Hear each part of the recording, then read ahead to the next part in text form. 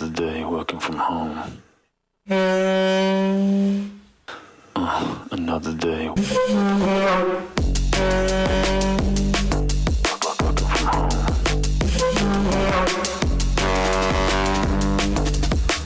But it seems like the tables have turned. The tables have turned. Yeah, now I love working from home.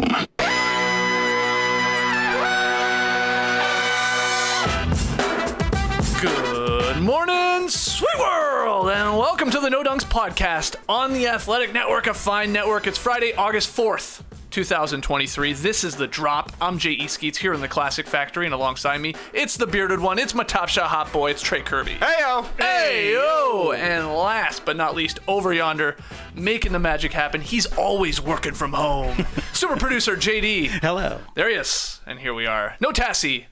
He's extended the little family vacation. One more day, why not? It's the dog days of summer. In fact, we have a dog in this very Classic Factory just over yonder, snoring away, sleeping on a couch, lights out, because there's nothing going on really in the NBA world. Yeah, this dog is emblematic of the industry we're covering here, Skeets. We were pretty quiet, pre-show, just having normal chats. The music starts up, we get a little bit louder, and still not a flinch from Cosmo. No, that dog is out right now. Shout out to the stream team, though, joining us live on YouTube, looking a little more alive, hopefully. Like the vid, comment away, and subscribe to No Dunks. We just hit 82,000. We are marching to 100K. I want to get there before opening night of next season. Go get your No Dunks merch if you haven't done that over at nodunks.com. Hoodies and t-shirts and mugs and hats. We got it all. Tank tops for the summer. If you haven't fired up and listened to the latest No Bunts with Larry French, that's our guy, got us in a club once. This was such a fun podcast. Tass and Joel, he was there in Taiwan. Chilling. Yeah, talking to longtime camera operator Larry French. He used to work on the starters back in the day. He works for the Braves. He's done like every sport imaginable. This guy has stories for days, and we made sure this No Bunts episode not only went up in the Athletic Baseball Show feed, but we had it in No Dunks. And I don't know if you had a chance to listen to it yet, TK, but it's so good. Like, he's such a great storyteller, and he's done everything. I love this guy. I know. I love this He's guy. so awesome. I feel like he always shows up when you least expect him, even though you should expect it when you go to a Braves game. But, there's what? 30,000 people. How many people go to a baseball game? 20,000? Yeah, there's thousands of people there, but somehow Larry always finds you and you always find Larry. That's true. It's amazing. It's true. So I highly encourage you. I mean, you might see it. You might go, No Bunts, baseball. Listen to this one. It's just Tass asking questions to, again, our friend Larry French, who's just a delight. I think you'll like it. I couldn't believe how long it went. I know. Yeah. But then I saw people in the comments like, I wanted another hour, 45 minutes, because he just has so many stories. So go check that out, No Bunts, in the No Dunks feed.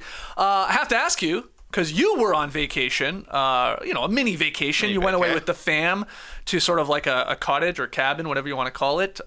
You were on a pond. Did you have any success when it came to the fishing? I had the exact kind of success I was hoping for, Skeets. I told Matt, I told you on the show last week, I knew I was going to catch some fish. Yeah. But I wanted to catch a big old bass. Mm-hmm. And ladies and gentlemen, I caught a giant bass. Wow, we got the photo here on YouTube. You ain't kidding.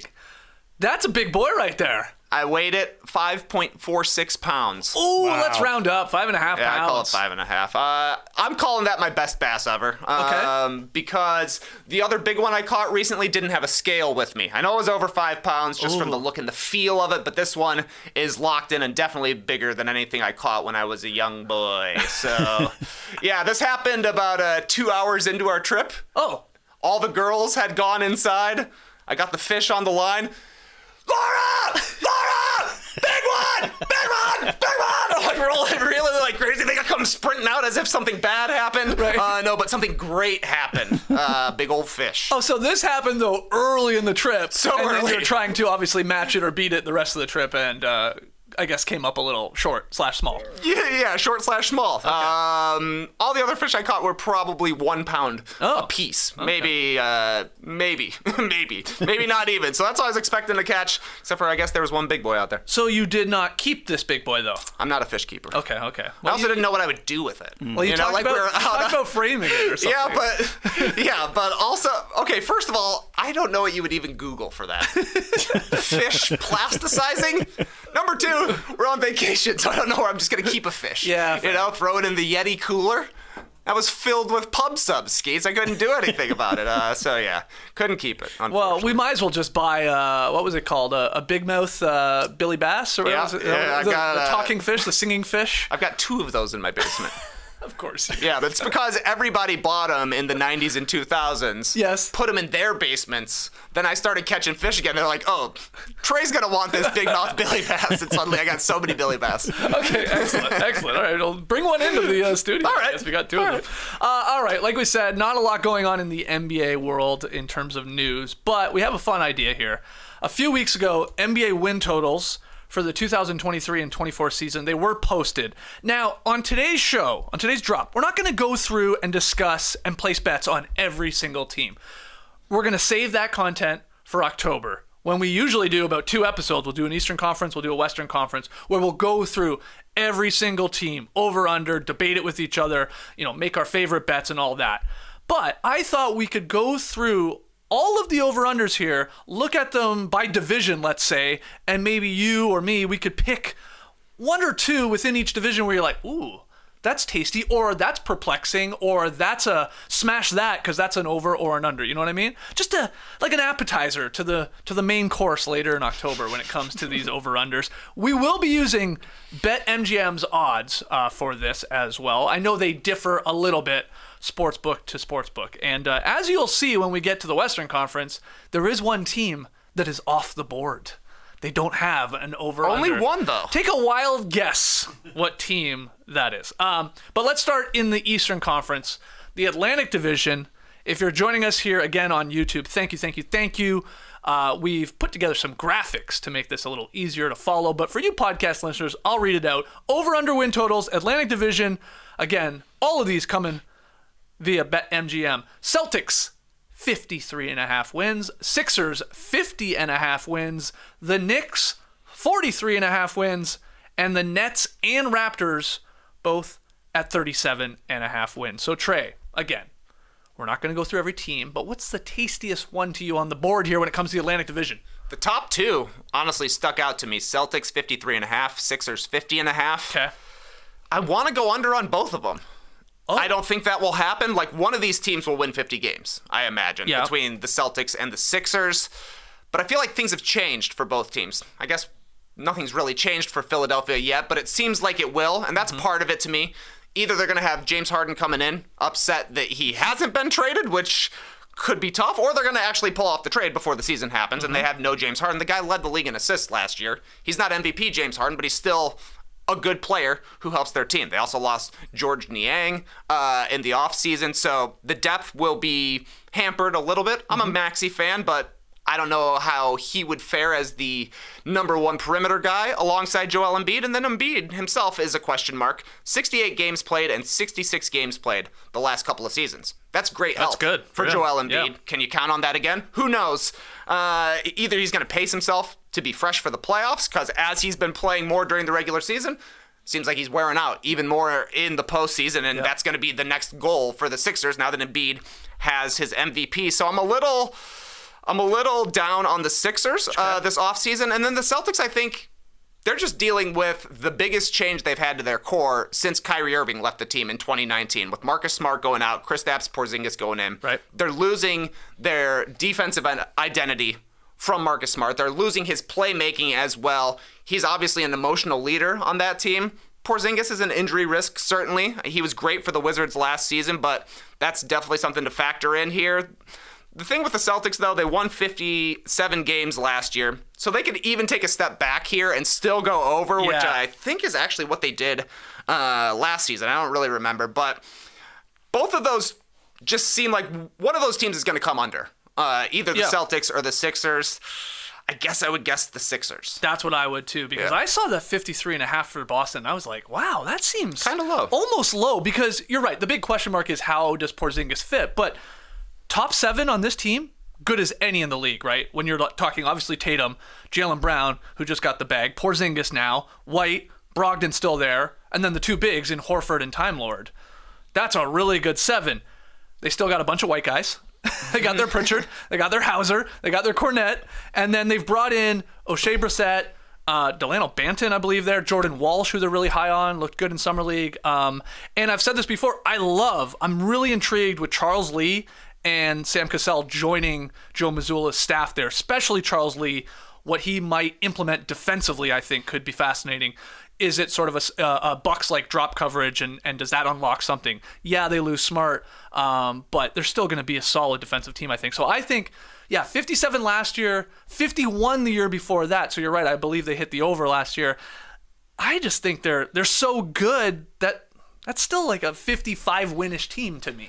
Yeah. Again, with that continuity. Yeah, definitely. Yeah, so that one I was like, oh, okay. And then the Raptors, just quickly, 37.5. The disrespect. The lowest here, tied with the Nets in the Atlantic Division. But that's a big, and I just went on the No Cap Room podcast with Dan Devine. We did a deep dive on the Raptors if you want to go listen to that. Part of Yahoo Sports there, the Ball Don't Lie blog.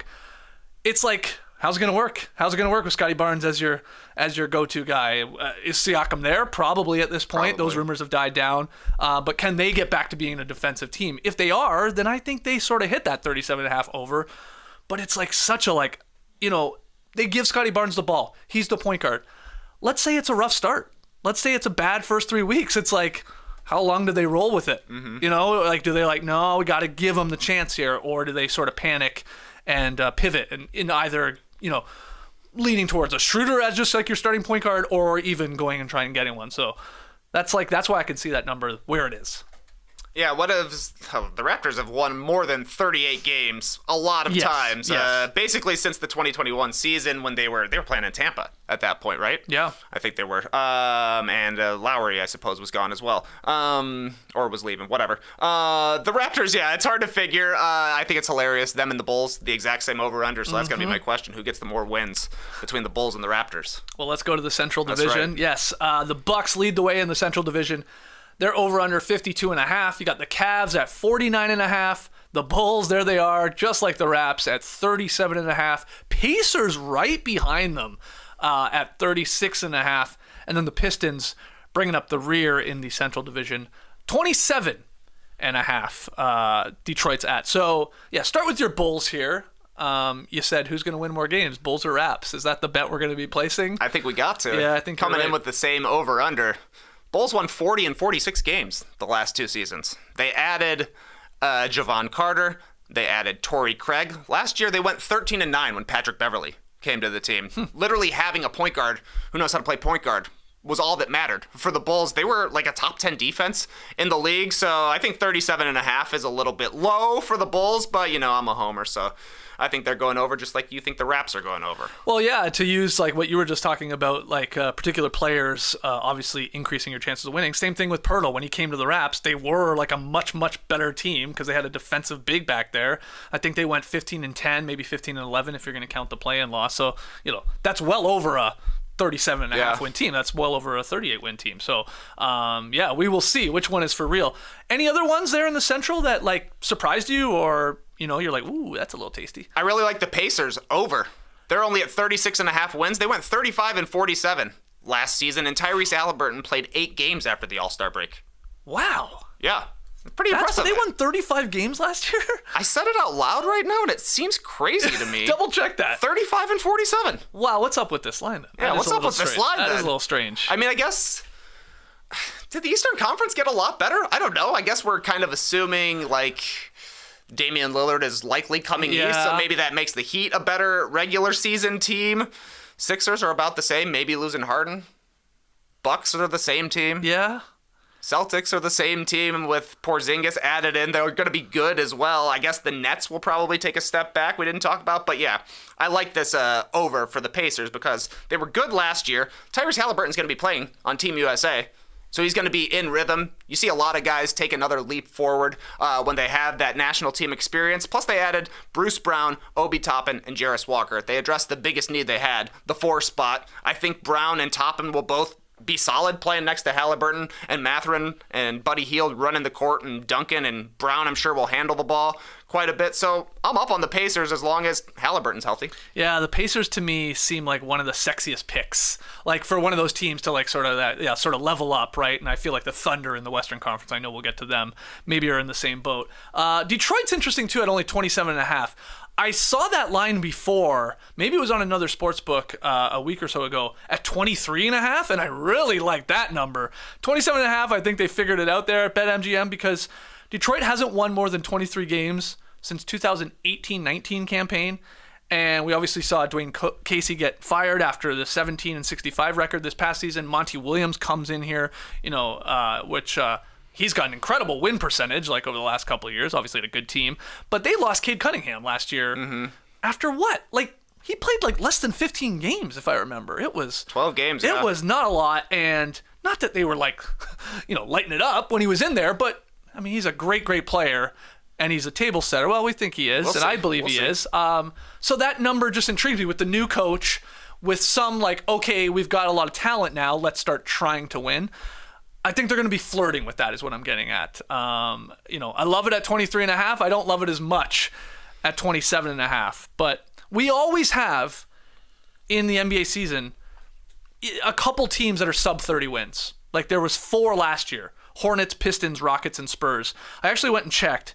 The average number of teams to win fewer than 30 games over the last 5 full seasons, so get rid of those 2 that were a little short, is 5.8. So about 6 teams per season are under 30 wins. Yeah. It's actually a little bit more than I would have thought before I checked again over the last 5 full seasons. So I guess my point is here, there's going to be some of these teams that you always want to talk yourself into like, oh yeah, they were bad, but they're going to be much better.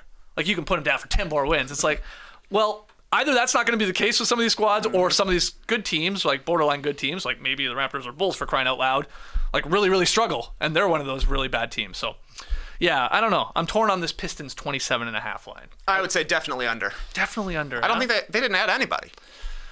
They added Monty Williams, and they're hoping Cade Cunningham plays more than 12 games. He was bad in his 12 games that he played last year. So I don't know. It just seems like they're coming in basically the same as last year. Some of these teams got to be the worst teams in the league, and I think the Pistons are one of them. Okay. Let's move on to the Southeast Division. Over-under win totals. The biggest number here in this division right now is the Miami Heat at 48.5. Now, obviously, it's the whole Lillard situation here. Is that baked into that number or not at all? Who knows? Hawks at 42.5. Caca. Magic 35.5. Hornets 31.5. And we can go lower, people. Wizards at 24.5, which is the worst in the Eastern Conference. Funny little conference here, division, here. That's a funny one. Yeah, what jumps out to you? The Heat is interesting. They've only won 48 games once since Jimmy Butler showed up.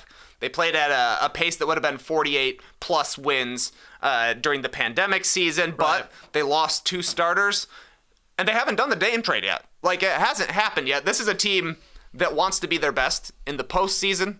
They did have a year where they led the Eastern Conference in wins. I think they got to 51 that season, but that doesn't seem the way the Heat generally operate. So they've taken a step back as of now. It feels like the Dame trade will happen at some point, but maybe it has to go into the season. He's under contract for quite some time, and it's easy to see Jimmy Butler taking time off until Dame shows up. So I think I would probably go under on the Heat. 48 wins isn't a ton for a team that we just saw in the finals. Made 2 finals in 4 seasons, but I would guess under.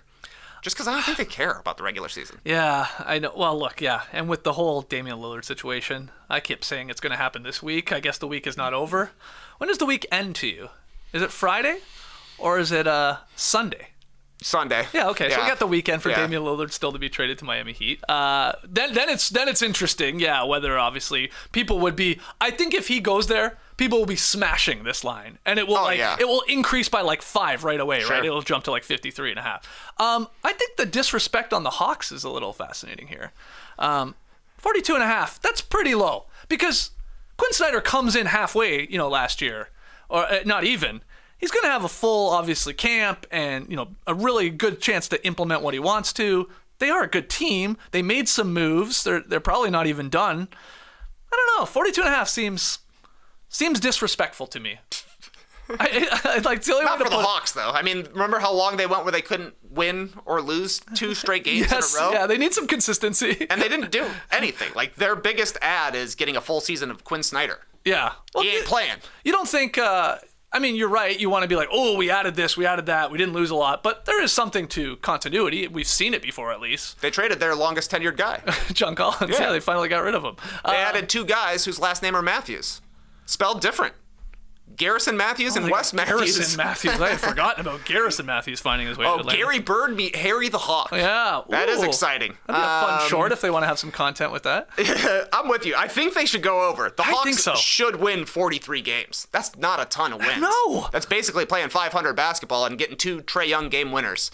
But I think the Hawks will probably win 42 games or 41 games, perfectly 500. Yeah, well, exactly. They're Vegas is assuming they win one, lose one, win one, lose one, and then get very, very close. I don't know. I like the over on the Hawks, and I'm not just saying that because we're here. And just what about the Wizards at that very, very low 24.5? Would you really lean towards they're going to be one of the worst teams in the league? They have no problem being one of the worst teams in the league, and you would go under, or I probably would go over.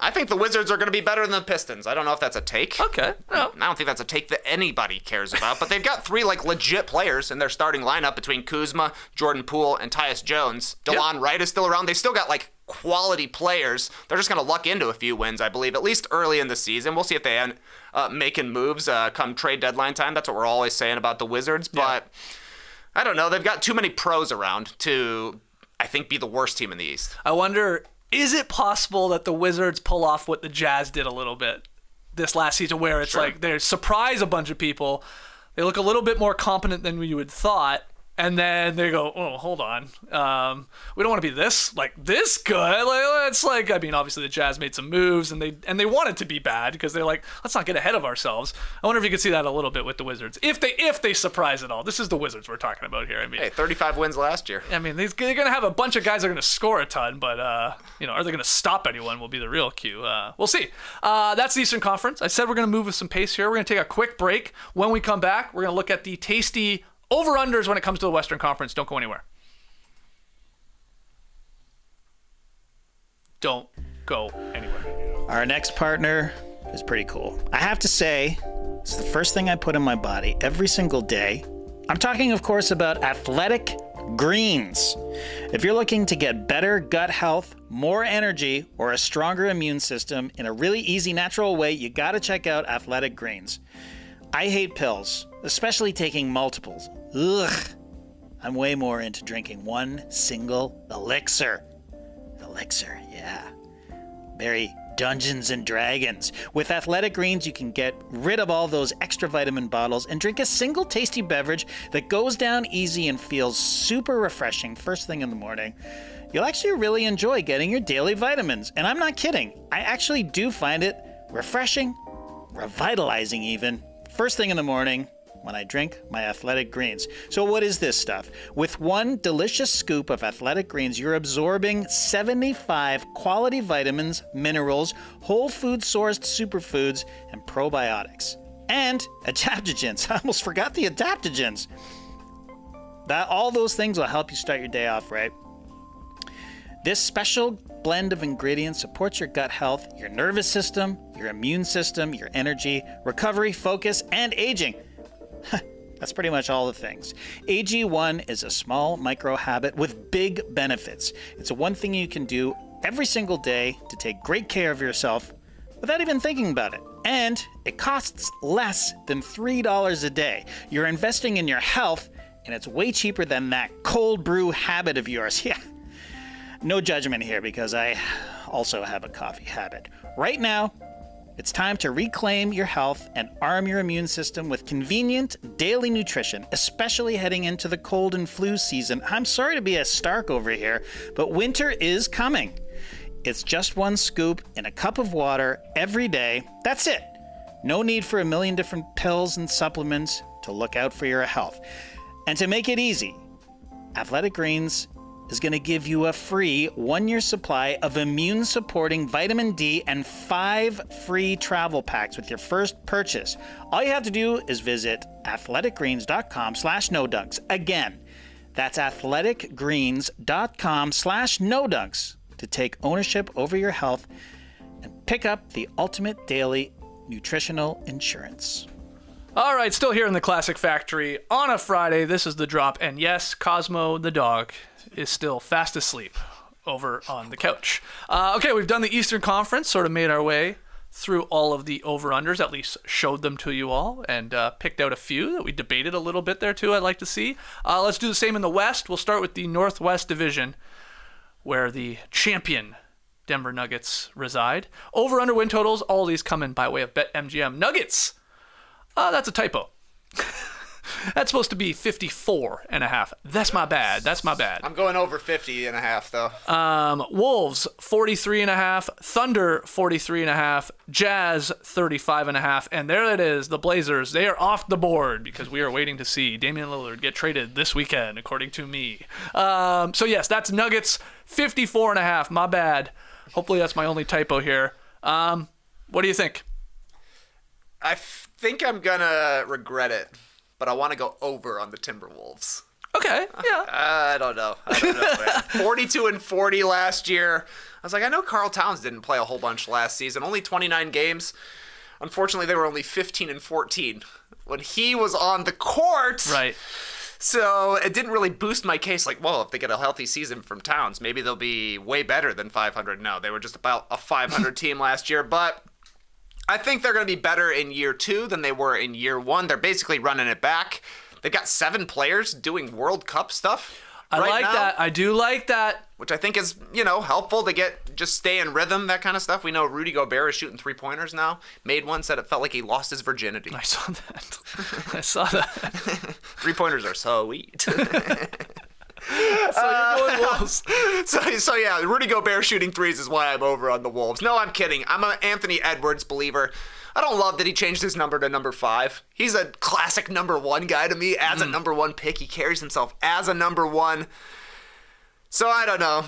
I just have to imagine that the Wolves won't be as dramatic as they were last season. These guys were punching each other on the sidelines during the playoffs. They also made it to the playoffs last year. They were a top 10 defense last year, which seems strange because we talked about how it didn't look like Rudy Gobert had a huge effect on the Timberwolves, but they ended up playing okay. So it's tough to throw in with the Timberwolves sometimes, but I'm in on the over. 44 wins. They should be able to win 44 games. They've got a ton of talent. They do. I think it was, who was it? Was it Bruce Brown of the Nuggets, obviously formerly of the Nuggets at this point, saying the Wolves were their toughest out? Gave them the toughest in the playoffs. Time in the playoffs. Yeah, a little shot there at the Phoenix Suns, I think, but okay, whatever. Yeah, the Wolves and Thunder both at 43.5. There's going to be a lot of people going over on one of those teams, if not both of them, because I feel like the Thunder, they are a sexy pick for people. They are a team that has obviously talent, some depth. Chet Holmgren suddenly in this lineup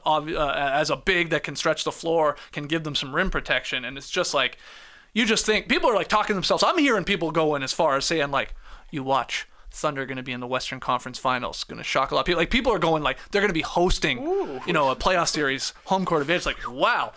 If you buy all that and believe in these guys and just that continued growth, which I sort of do, sure, 44 wins.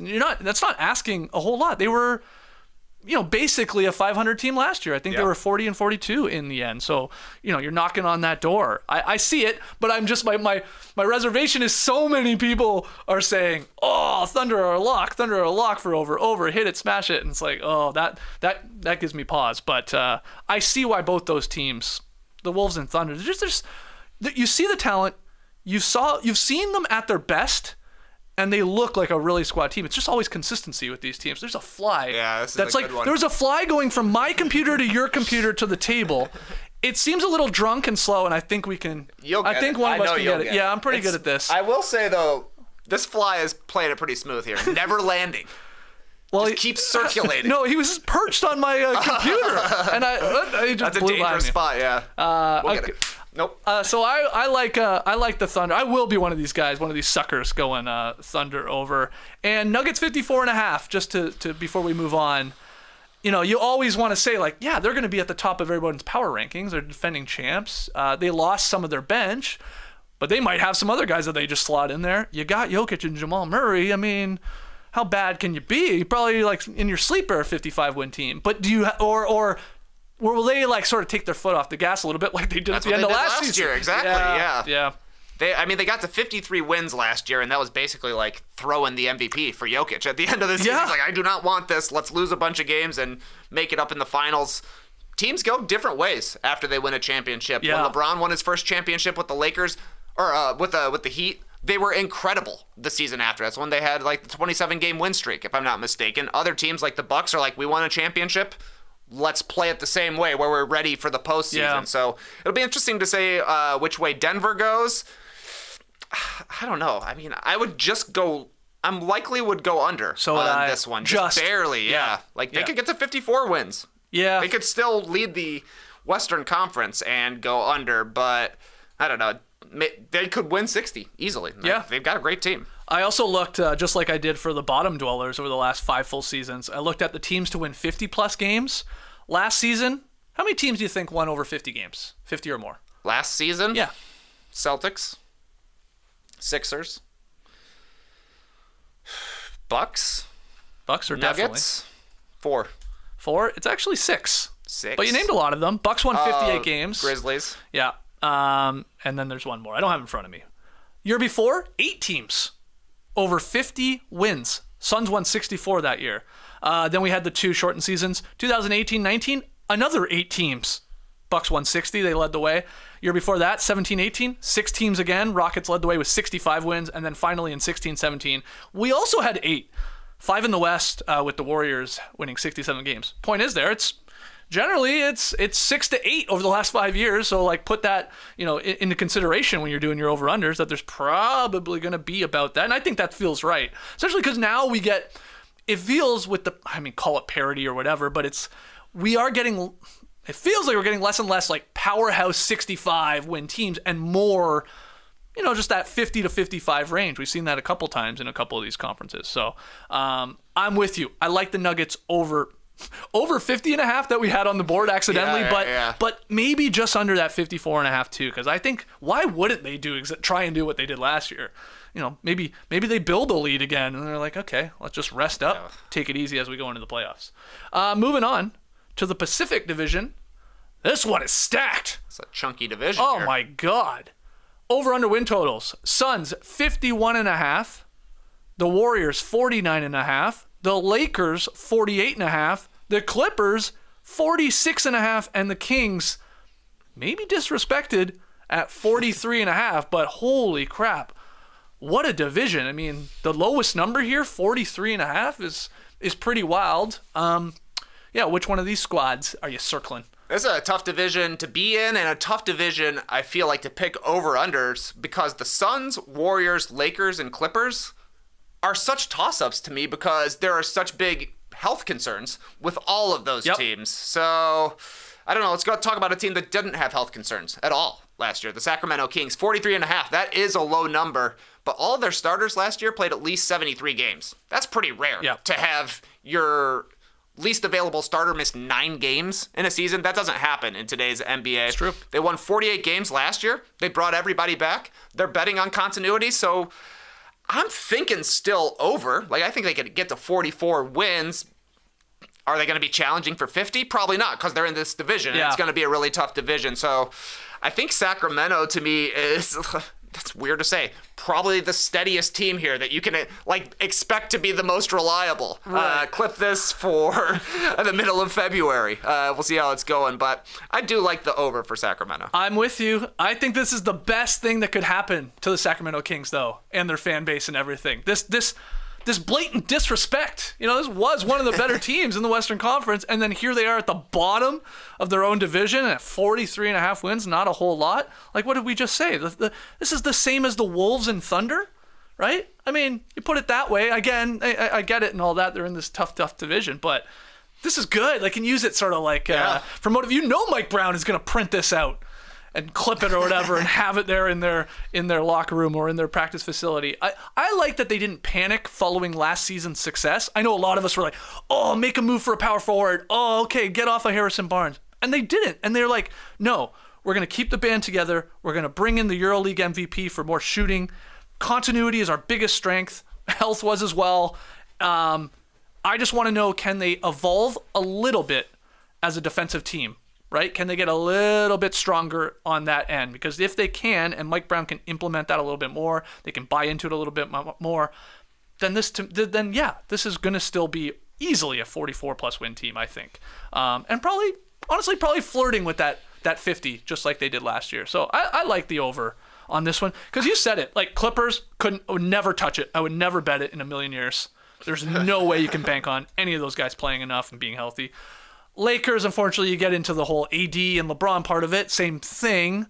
Though they looked amazing after the trade deadline where they had a whole new squad. And then, Suns.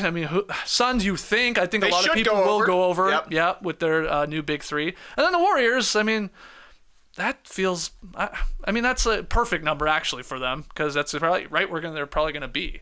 So it's a tough division. I agree with you. Yeah, 44 wins for the Warriors last year. They could not win a road game at all last year. Right. They came into the season with the Jordan Poole versus Draymond Green drama, which, as we found out since the season ended, was kind of hanging over their heads for the entirety of the season. But they're like, if Steph goes down for 20 games, they're going under. Same with the Suns. If KD goes under for 20 games, they're probably going under. And that's the case with the Lakers. That's the case with the Clippers. When you're like looking at a Clippers over under and you're like, if they get 50 plus games from Kawhi and Paul George, they got it. Yeah.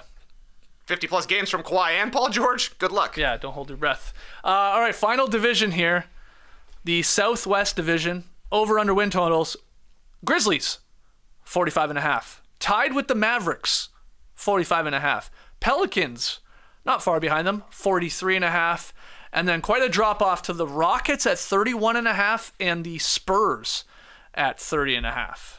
So I was actually wrong there when we were in the Eastern Conference. The Wizards with by far the worst over-under total at 24.5. And then I guess Pistons next there on the board. But what do you think? Southwest Division. Who you got? The bottom two numbers are too high. Rockets is way too high. Spurs is way too high. Like, I like Victor Wembanyama. I think he's going to be a great player, but is he worth 9 wins immediately? I don't know. That's a lot for a rookie, even if he's like the most hyped rookie we've seen. LeBron's first Cleveland team was still bad. Anthony Davis's first New Orleans Pelicans team was still bad. So I don't think he's going to make them win 9 more games, especially since the Western Conference is still pretty strong. I also feel the same way about the Rockets. 10 more wins because they added Fred VanVleet, Dylan Brooks, Jeff Green, and Ime Udoka.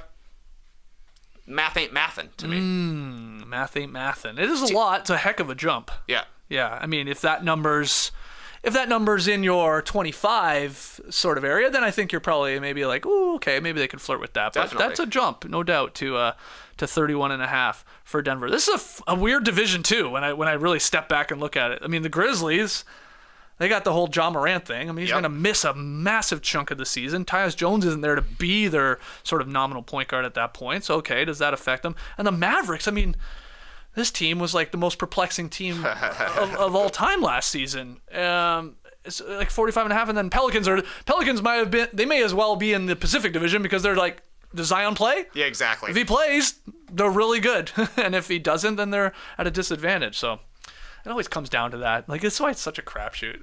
It's like, God, you're like betting on, of all the stars, like, who's going to be healthy?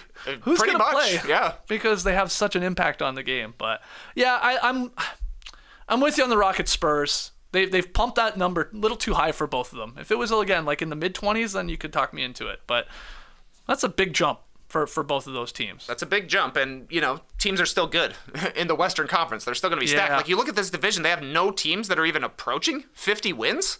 Like, who do you think is most likely to get 50 wins? The Grizzlies, the Mavericks, or the Pelicans? It ain't happening for Houston and San Antonio. Of those three, oh boy, I guess the Mavericks. I didn't say that with a lot of confidence. I think they should go over. their team is better than they were last year. They tanked it away at the end of the season. They obviously had the Kyrie Irving trade, which just they couldn't get on the same page, him and Luka, really. They'll have a better chance this year. We're getting to see some classic Luka Doncic's in shape. Oh, Photos yes. going around, love which that. I love that. And I don't know if I think the Grizzlies will have a better record, though. They do have Marcus Smart subbing in for Ja Morant while he's out. Tyus Jones obviously gone. 56 wins and 51 wins the last couple of seasons for Memphis, and they had pretty bad injury luck last year. Jaren Jackson Jr. missed a huge chunk of time. Brandon Clark, I think, is still out. I don't know if he's even going to be playing this year. He's got an Achilles tear. And Steven Adams missed like 40 games, and he's a hugely important player for them as well. It'll be interesting to see how they do these 25 games that Ja suspended. That probably determines their over-under for the year, how well they play then, but I think they can survive with Smart in for him. Yeah, and when you think about the Mavericks, what they did, I guess Grant Williams was their big addition, obviously did some work in the draft with Lively II. Seth Curry is there, re-signed Kyrie, of course, re-signed Dwight Powell. Rashawn Holmes comes over. So they tried to like shore up their bigs a little bit, and I think there's more talents. There's the other Canadian kid, rookie, Prosper. I don't know if he gets a chance, but yeah, it's really like Kyrie and Luka and that dynamic. Can they get them back to the postseason? I mean, they're banking on that. All right, those are the over-unders. You tell us. You've been telling us here in the stream team a couple of the tastiest ones to you in terms of, ooh, you like the over, ooh, hit the under. And like I said, later in the summer, really into the fall, when we get closer to the season, we'll go through every single team. Some of these numbers might change, and we'll eventually have a Blazers number, you would assume, at some point. Just keeping it off the whole time. They're keeping it off the board for now. All right, let's start wrapping up this Drop Podcast with some rapid-fire fun. Yeah, JD, you got the questions. I have the questions, that's right. Guys, a couple of weeks ago, an article dropped on GQ.com with this headline.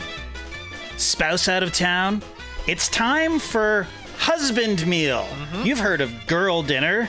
Now GQ explores what men eat when they're home alone. Now, for the uninitiated, a girl dinner, according to GQ, consists of mostly snackable items that go well with wine, in my mind. Basically, it's a charcuterie board. Yeah. And a husband meal is essentially anything that is best eaten over the kitchen sink. Like, I'm talking Hot Pockets or frozen burritos. Matt and I already discussed this on Is This Good? But I'm curious, what's your go-to husband meal, Skeets? Thin crust frozen pizza. Oh, okay. Yeah. Now, I like to take to the pie skies with my friend the Red Baron, but I'm not that picky when it comes to the brand. I like a lot of them, but this is my go-to. The truth is, when Nora is gone, I do eat like complete dog shit. Oh, yeah. And I am not a great cook, and I admit as much. So I just eat, frozen pizzas or, fries and nuggets or tenders from the freezer, or hell, maybe a grilled cheese, maybe some macaroni and cheese. I mean, I eat like a 17-year-old kid. Like, Nora's convinced, like, if she were to ever leave me, like, I would just waste away. I remember stopping by your place once when Nora was out of town, and you were eating eggs at like 9:30 at night. I do love eggs. Breakfast, I'm okay. I'm always good. I make my own breakfast. But it's the other meals that I struggle with. But no, especially over the kitchen sink part, I like that little wrinkle that you added there, JD, or GQ did. Thin crust frozen pizza. It's flaky. It's crispy. It's, flavor? For cheese? I know the Red Baron is famous for that. I like them. I do like them all. I'm like, this is controversial. I'm a barbecue chicken guy on a pizza. I like a sweet pizza, right? I know there's some of these hot and honey type sort of drizzles now, and I like that. I'm a fan of those. Nora can't stand them, so that's definitely why I'm eating them when she's gone. Yeah. Because she doesn't want a slice. That's right. Yeah. So that's my answer. For sure. Trent? If it's a freezer meal, I'm going with 30 pizza rolls covered in hot sauce. Wow. I know nobody else in the house is eating those pizza rolls. I just tried a buffalo chicken pizza roll. Nah. No. And a pizza roll, like these little like. It's like an egg roll, but a pizza, right? I think that would be a compliment to the pizza roll. Okay. It's like a little dough pillow. Yeah. Filled with pepperoni. Yeah. It's the super poor man's gnocchi. Totally. But if it's a call-it-in meal, I'm calling it in from Wings Mania. Oh, well, yeah. That's my favorite local wing spot. Not Wing Mania. Wings Mania, which I think is hilarious. Okay. JD?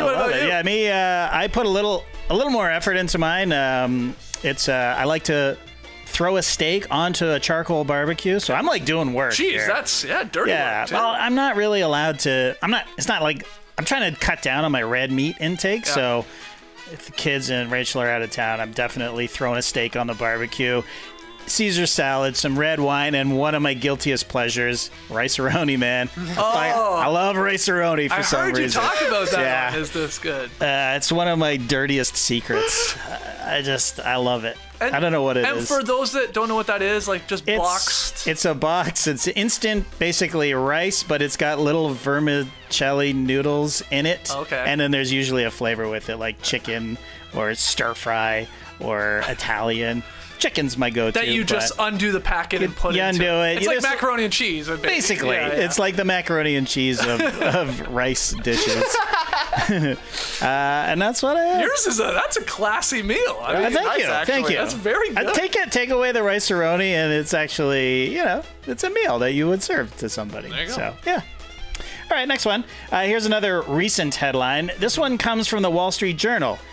It says, people are hiring D-list celebrities to deliver their bad news. That's right.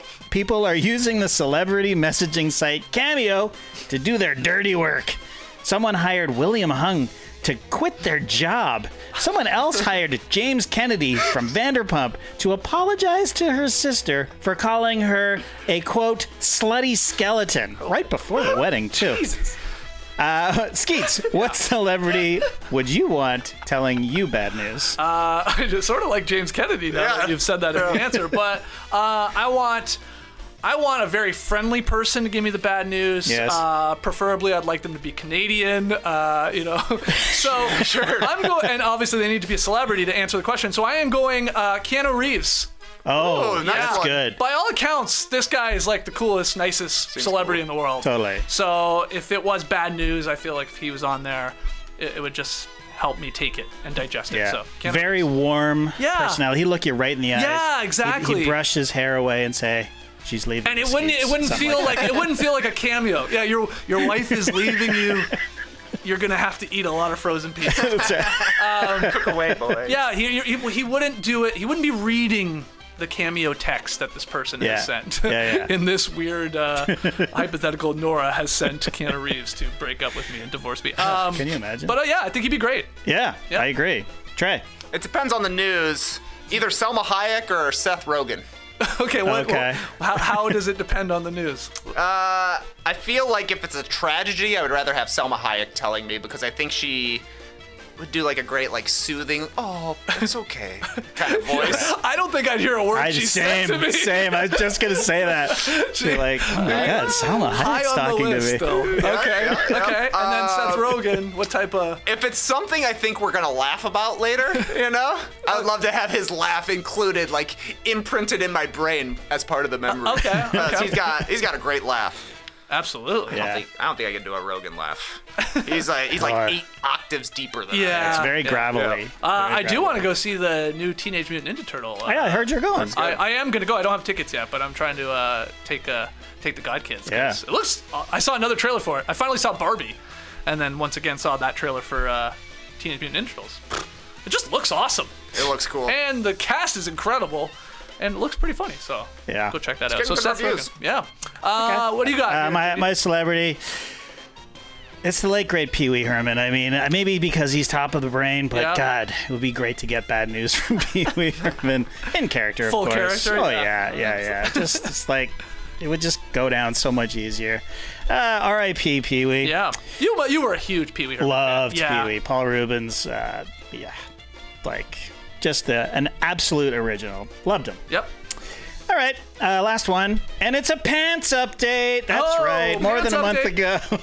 One of the weirder questions we've ever had on Should I buy Rapid these Fire. pants? Yeah, Wasn't that the question? I solicited some advice from you guys. That's good. And I basically wanted to know if I should purchase a pair of large pocket cargo paratrooper pants, and the verdict was a resounding hell yeah, get the damn pants. Yep. Which was good because I had already ordered them. Well, here's the update. Still haven't received them. Whoa. It's been well over a month. It's been a long time. I've sent them 2 emails. Really? I'm getting some broken English back. They're very nice pants. They're very popular. Don't worry, they're coming. Can't keep them in stock. Sorry. That's right. Be patient, sir, they're telling me.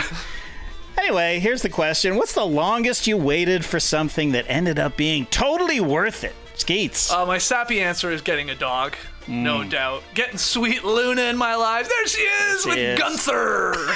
That's her new friend on the left there. I think that might be Gemma there in the back. But yeah, never had a dog growing up. Always wanted one. And then lived in Toronto for a long time, but in small condos. And it's like, didn't feel like the right place to have a dog. But of course, having one over these last 3 years, we nearly had Luna for 3 years. Wow. This September will be the anniversary. So getting a dog. And my other answer to this is waiting so long to finally start up and watch What We Do in the Shadows. Oh my God. This show is hilarious. Yes. And I loved the movie.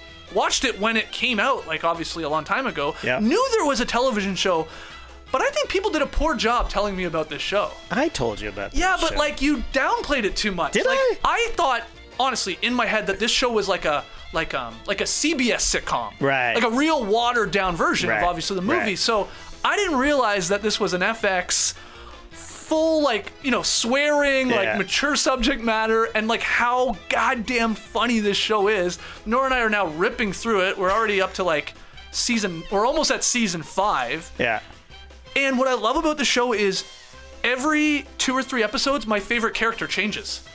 It's like I'm like, oh, Laszlo's the funniest by far, or Nadja's the funniest by Right. far, or Colin Robinson is the funniest. It's like amazing. Every couple episodes it changes. So And they do a good job of bringing new people in. Like Kristen Shaw comes in and she's great. And it's great. What's the devious guy who's playing that guy? You love this comedian. Oh my God, I'm drawing a blank. Jermaine? No. They appear. Yeah. Oh my God! Somebody in the stream team tell me he's a popular. Oh, he's the big mouth guy. Nick Kroll. Nick Kroll. Yeah, of course. Yeah, Such a funny character. Yeah, with the hat. And I also love the show. It's like you obviously can just plop on any episode and whatever, you can pick it up where it is, but there's so many funny callbacks and stuff like that. So anyway, I'm all in on it. It's been worth the wait, and now we just get to rip through all these seasons. And they're still making them, right? Yeah. As far as I know. What we do in the shadows and getting a dog. Great answers. Worth the wait. Trey.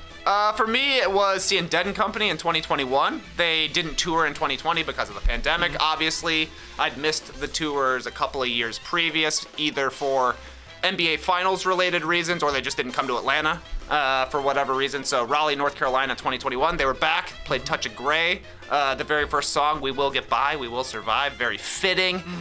Great times. Great times with Larry and Woody. And you've seen them how many times since then? I saw them 2 times after that. Yeah. Yeah. And in theory, they're done. They're done.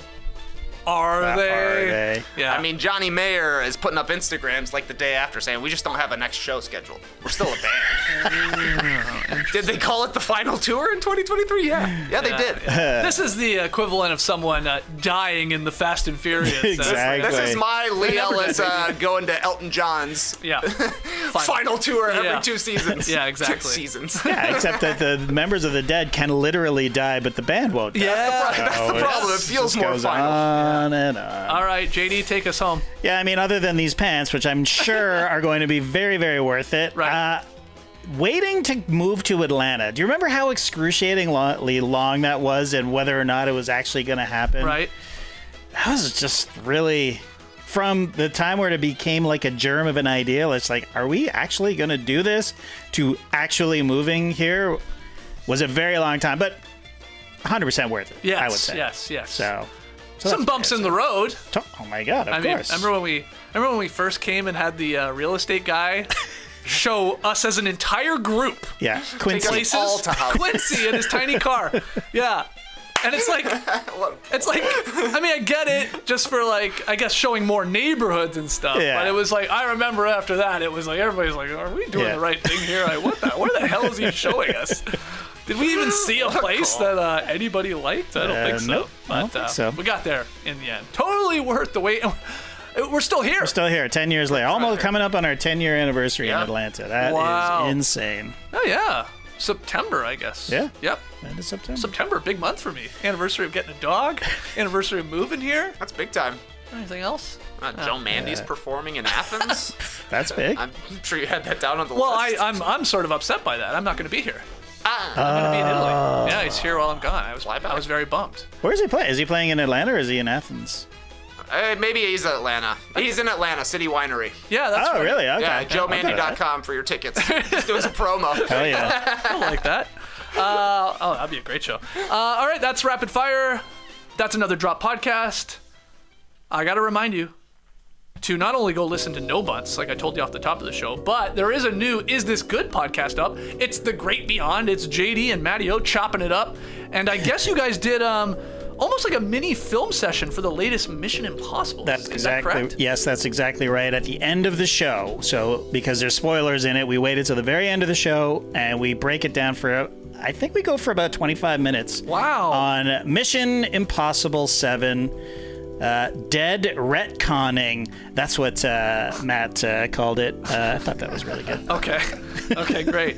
And I think he said, I started this one, he said off the top that he was going to see Barbie and that he has tickets for Oppenheimer. He has tickets for Oppenheimer. He's going. I think he saw Barbie last night, and he roped me into seeing it. So now we're going to talk about Barbie next week. You should obviously see it. Yeah, I want to see it for sure. But okay, I got it. So I've seen now Oppenheimer and Barbie. Now I got to go see Mission Impossible. Yeah, it's still in theaters, right? Yeah, okay. I think so. Okay, we're good. Yeah, we're good. come on, we got to save this thing. It's not doing well. Yeah. Oppenheimer and Barbie just swooped in. Poor timing there on Tom's part. Yeah. Yeah, kicked him out of the IMAX theaters. Right. Yeah. Yep. And I thought Mission Impossible was always more of a late summer release, too. I thought they generally did that. But, Hey, I would argue that Oppenheimer should be an Oscar season-y thing anyway in like September or October. Okay. So, just throwing that out there. Okay. Oh, man. That fly nearly sat right on my computer there. It's still going. So anyway, go listen to The Great Beyond. That's in the Is This Good podcast and YouTube feed. Mm-hmm. And coming up on Monday, and we will have it in No Dunks. Here it is, ladies and gentlemen. This was the special guest that we were teasing. Matteo and JD, they got Cam Stewart from the old Score days. Swim up bar, looking good. Feeling good. Oh! Wow. Swim up bar, looking good. Oh my goodness! That a drop? You guys, you had drops during Cam's? Yeah, we played some of his classic drops and got him to break them down. Yeah. Oh my God! Cam Stewart is on Is This Good coming Monday. Again, in the ITG feed, or we'll also have it here in No Dunks, because like, how could we not? Yeah, exactly. I am so excited for this. It's gonna be great. I can't tell you how excited I am to hear Matteo and JD talk to. I honestly don't think I say 2 words in this. Like, you just wind them up and you let them go. And you have to. That's the best. That's where the gold comes from. Exactly. That's where the stories about like neighbors smelling like cabbage comes from, and like all of his best hits. I can't believe you played him as clips. He probably, I mean, like the guy talks all the time. He's like, that's awesome. That's very like Chris Farley show to me. Yeah. Remember that time you said Unmissed Mix? That was awesome. Did he have a favorite? Like without That spoiling? swim up bar was definitely evoked the favorite memory. Oh For yeah. sure, yeah. All right. Can't wait. Is This Good on Monday. And then we'll be back here in the Classic Factory on Tuesday. Jerome will be joining us live from Toronto. We're going to do another episode of Squad, the show where we're the GMs and we get to drafting. And we're going to have a fun basketball angle to this one. We're going to be drafting the perfect player in 5 different categories. Real Frankenstein type stuff. So that'll be on Tuesday. So make sure you subscribe. Make sure you leave your boys a 5-star rating and review. And we will see you next week with some gold content starting the week there with Cam. I don't know how we're going to top that, but we'll try. Thanks for joining us here, though. Hit that like button. Make sure you subscribe. Until Monday, Clipper Bros. You heard it here first. Have a great time. Turn up. Love you guys. Awesome. Thanks for joining us, and remember, we got a fly flying around, and I'm taking a risk here, JD, but it looks like that camera is pointed at a dog that's been sleeping in the corner. He moved. So there are his legs. There's those paws. Oh, there he is. There's the head. There he is. That's a sleepy dog. Oh, I nearly got the fly. Brace the day, people.